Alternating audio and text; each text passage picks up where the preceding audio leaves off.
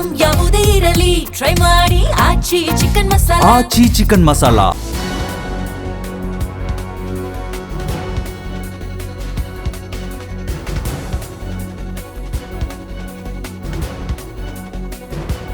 Iran ಒಪ್ಪಂದ ಮಾಡಿಕೊಳ್ಳಲು ಬಯಸ್ತಾ ಇದೆ. ಆದರೆ ಆ ದೇಶದ ನಾಯಕರಿಗೆ ತಮ್ಮ ಜನರಿಂದ ಅಥವಾ ಅಮೆರಿಕಾದಿಂದ ಹತ್ಯೆಯಾಗುವ ಭಯ ಇದೆ ಅಂತ ಅಮೆರಿಕ ಅಧ್ಯಕ್ಷ ಡೊನಾಲ್ಡ್ ಟ್ರಂಪ್ ಹೇಳಿದ್ದಾರೆ.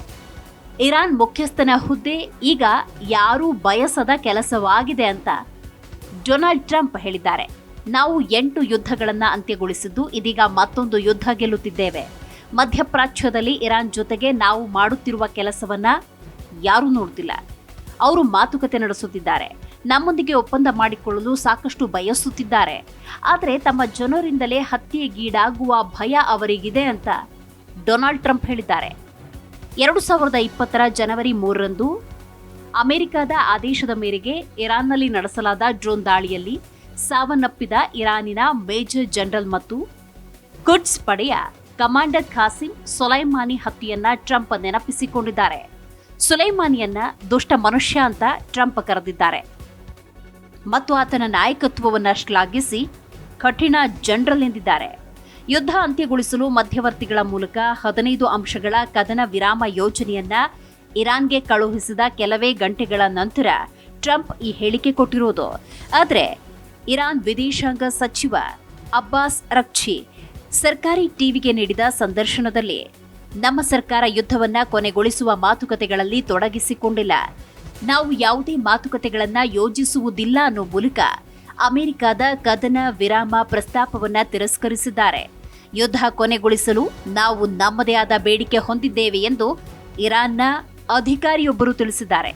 ಯುದ್ಧ ಮುಗಿಸುವ ಕುರಿತು ಅಮೆರಿಕದೊಂದಿಗೆ ಯಾವುದೇ ಚರ್ಚೆಗಳು ನಡೆಯುತ್ತಿಲ್ಲ ಎಂದು ಇರಾನ್ ಪದೇ ಪದೇ ಹೇಳ್ತಾ ಇದ್ರು. ಅಮೆರಿಕ ಅಧ್ಯಕ್ಷ ಡೊನಾಲ್ಡ್ ಟ್ರಂಪ್ ಮಾತುಕತೆಗಳು ನಿಜಕ್ಕೂ ನಡೆಯುತ್ತಿವೆ ಅಂತ ಹೇಳುತ್ತಲೇ ಇದ್ದಾರೆ.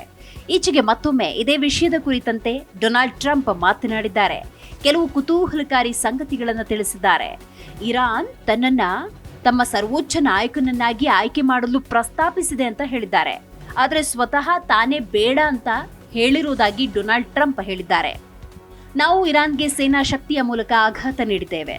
ಈ ಯುದ್ಧದಲ್ಲಿ ನಾವು ಭಾರಿ ವಿಜಯ ಸಾಧಿಸುವ ಅಂಚಿನಲ್ಲಿದ್ದೇವೆ. ಮಧ್ಯಪ್ರಾಚ್ಯ ಹಿಂದೆಂದೂ ಕಂಡಿರದ ಯಾವುದೇ ವಿಜಯಕ್ಕಿಂತಲೂ ಇದು ಬಹಳ ಭಿನ್ನ. ಇದಲ್ಲದೆ ನಾವು ಪ್ರಸ್ತುತ ಯುದ್ಧ ಮುಗಿಸುವ ಕುರಿತು ಮಾತುಕತೆಗಳಲ್ಲಿ ತೊಡಗಿದ್ದೇವೆ. ಇರಾನ್ ಈ ಒಪ್ಪಂದಕ್ಕಾಗಿ ಮನವಿ ಮಾಡುತ್ತಿದೆ. ಆದರೆ ಅವರಿಗೆ ತಮ್ಮದೇ ಜನರಿಂದ ಹತ್ಯೆಯಾಗುವ ಭಯದಿಂದ ಇದನ್ನ ಸಾರ್ವಜನಿಕವಾಗಿ ಹೇಳ್ತಿಲ್ಲ ಅಂತ ಡೊನಾಲ್ಡ್ ಟ್ರಂಪ್ ಹೇಳಿದ್ದಾರೆ. ಇರಾನ್ ವಿರುದ್ಧ ಅಮೆರಿಕ ಇಸ್ರೇಲ್ ಜಂಟಿ ಮಿಲಿಟರಿ ಕಾರ್ಯಾಚರಣೆ ಆರಂಭಿಸಿದ ಮೊದಲ ದಿನವೇ ಸುಪ್ರೀಂ ನಾಯಕ ಆಯತುಲ್ಲಾ ಅಲಿ ಖಮೇನಿ ಹತ್ಯೆಯಾಗಿದ್ದಾರೆ. ಇದರ ತರುವಾಯ ಅವರ ಮಗ ಮೋಸ್ತಬಾ ಖಮೇನಿ ಅವರನ್ನ ಸುಪ್ರೀಂ ನಾಯಕರನ್ನಾಗಿ ಆಯ್ಕೆ ಮಾಡಲಾಗಿದೆ. ಆದರೆ ಇಲ್ಲಿಯವರೆಗೆ ಅವರು ಸಾರ್ವಜನಿಕವಾಗಿ ಕಾಣಿಸಿಕೊಂಡಿಲ್ಲ. ಮತ್ತೊಂದೆಡೆ ಅಮೆರಿಕದ ದಾಳಿಯಲ್ಲಿ ಮೋಸ್ತಬಾ ತೀವ್ರವಾಗಿ ಗಾಯಗೊಂಡಿದ್ದಾರೆ ಎನ್ನುವಂತಹ ವರದಿಯಾಗಿದೆ. ಹಾಗಾಗಿ ಡೊನಾಲ್ಡ್ ಟ್ರಂಪ್ ಹೇಳ್ತಿರುವಂತಹ ಹೇಳಿಕೆ ಇರಾನ್ನ ನಡೆ ಕುತೂಹಲಕ್ಕೆ ಕಾರಣವಾಗಿದೆ. ಈ ನಡುವೆ ಹಾರ್ಮುಜ್ ಜಲಸಂಧಿ ತೆರೆಯಲು ಇರಾನ್ಗೆ ಏಪ್ರಿಲ್ 6ರವರೆಗೆ ಅಮೆರಿಕ ಗಡುವು ವಿಸ್ತರಿಸಿದೆ. ಅಮೆರಿಕ ಅಧ್ಯಕ್ಷ ಡೊನಾಲ್ಡ್ ಟ್ರಂಪ್ ಮಾರ್ಚ್ 27ರವರೆಗೆ ಇರಾನ್ಗೆ ಹಾರ್ಮುಜ್ ಜಲಸಂಧಿಯನ್ನ ತೆರೆಯಲು ಗಡುವು ವಿಧಿಸಿದ್ರು. ಅಮೆರಿಕ ಹೊಸ ದಿನಾಂಕವನ್ನ ನಿಗದಿಪಡಿಸಿದೆ. ಅಮೆರಿಕ ಈಗ ಮತ್ತೊಮ್ಮೆ ಗಡುವು ವಿಸ್ತರಿಸಿದೆ. ಅಮೆರಿಕ ಅಧ್ಯಕ್ಷ ಡೊನಾಲ್ಡ್ ಟ್ರಂಪ್ ಇರಾನ್ಗೆ ಹಾರ್ಮುಜ್ ಜಲಸಂಧಿಯನ್ನ ತೆರೆಯಲು ತಮ್ಮ ಗಡುವನ್ನ ಏಪ್ರಿಲ್ 6ರವರೆಗೆ ವಿಸ್ತರಿಸಿದ್ದಾರೆ. ಏಪ್ರಿಲ್ 6ರವರೆಗೆ ಇರಾನ್ನ ಇಂಧನ ಸ್ಥಾವರದ ಮೇಲೆ ಬಾಂಬ್ ಹಾಕುವುದಿಲ್ಲ. ಅಮೆರಿಕ ಮತ್ತು ಇರಾನ್ ನಡುವಿನ ಮಾತುಕತೆಗಳು ಉತ್ತಮವಾಗಿ ಮುಂದುವರೆದಿದೆ ಅಂತ ಟ್ರಂಪ್ ಹೇಳಿಕೊಂಡಿದ್ದಾರೆ.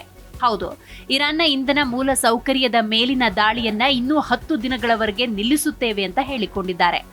ಎರಡು ದೇಶಗಳ ನಡುವಿನ ಕದನ ವಿರಾಮ ಮಾತುಕತೆಗಳ ಕುರಿತು ಭಿನ್ನಾಭಿಪ್ರಾಯಗಳಿರುವ ಸಮಯದಲ್ಲಿ ಈ ಹೇಳಿಕೆ ಬಂದಿದೆ.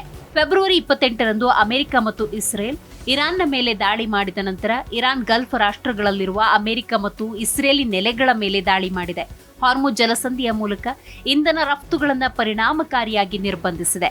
ಎರಡೂ ಕಡೆಯವರು ಕದನ ವಿರಾಮ ಮತ್ತು ರಾಜಿ ಕುರಿತು ಮಾತುಕತೆ ನಡೆಸುವ ವದಂತಿಗಳಿದ್ರೂ ಎರಡೂ ಕಡೆಯವರು ಕಟ್ಟುನಿಟ್ಟಿನ ನಿಲುವುಗಳನ್ನು ಹೊಂದಿದ್ದಾರೆ. ಯಾವುದೇ ಔಪಚಾರಿಕ ಮಾತುಕತೆಗಳು ನಡೀತಾ ಇಲ್ಲ ಅಂತ ಹೇಳುವ ಮೂಲಕ ಇರಾನ್ ಈ ಮಾತುಕತೆಯನ್ನ ಪದೇ ಪದೇ ನಿರಾಕರಿಸುತ್ತಿದೆ. ಅಮೆರಿಕ, ಇರಾನ್, ಇಸ್ರೇಲ್ನ ಸಂಘರ್ಷದ ನಡುವೆ ಮತ್ತೊಂದು ಮಹತ್ವದ ಬೆಳವಣಿಗೆ ನಡೆದಿದೆ. ಅಮೆರಿಕ ಅಧ್ಯಕ್ಷ ಡೊನಾಲ್ಡ್ ಟ್ರಂಪ್ ಪ್ರಧಾನಿ ನರೇಂದ್ರ ಮೋದಿ ಅವರನ್ನ ಹಾಡಿ ಹೊಗಳಿದ್ದಾರೆ. ನಾವು ಇಬ್ಬರು ತಮ್ಮ ಕೆಲಸಗಳನ್ನ ಮಾಡಿ ಮುಗಿಸುವ ವ್ಯಕ್ತಿಗಳು ಅಂತ ಬಣ್ಣಿಸಿದ್ದಾರೆ. ದೆಹಲಿಯಲ್ಲಿರುವ ಅಮೆರಿಕ ರಾಯಭಾರ ಕಚೇರಿ ಡೊನಾಲ್ಡ್ ಟ್ರಂಪ್ ಅವರ ಈ ಸಂದೇಶವನ್ನ ಸಾಮಾಜಿಕ ಮಾಧ್ಯಮದಲ್ಲಿ ಹಂಚಿಕೊಂಡಿದೆ.